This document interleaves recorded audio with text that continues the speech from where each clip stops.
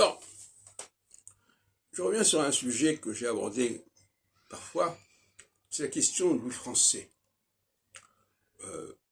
Pour moi, le français, c'est un peu comme le dollar pour les Américains.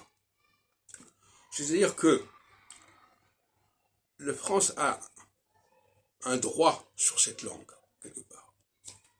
Elle a un droit sur cette langue, elle a un droit sur tout ce qui se fait dans cette langue.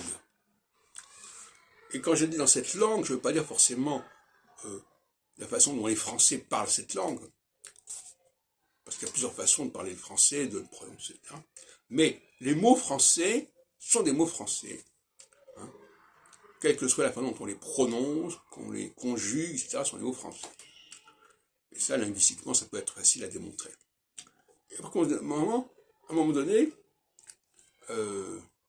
d'ailleurs, à une époque, on rédigeait les traités internationaux en français, et jusqu'au congrès de Versailles, d'ailleurs, de 1919, etc.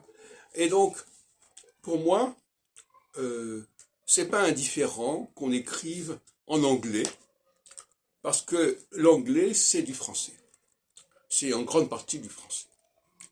Et si les Américains font des problèmes avec l'utilisation du dollar comme monnaie, comme référence, je pense qu'à un moment donné, l'Union européenne, en adoptant la langue française comme son cheval de bataille, si on peut dire, devrait également intervenir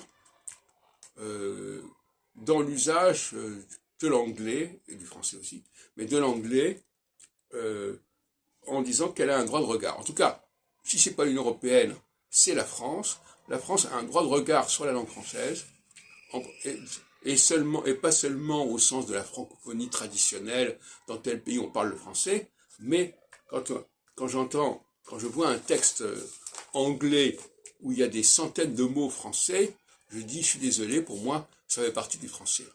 De la même façon que dans le dollar, même si les choses concernent des domaines qui n'ont rien à voir avec les États-Unis, l'utilisation du dollar, la référence au dollar, c'est pas indifférent et on ne peut pas laisser passer.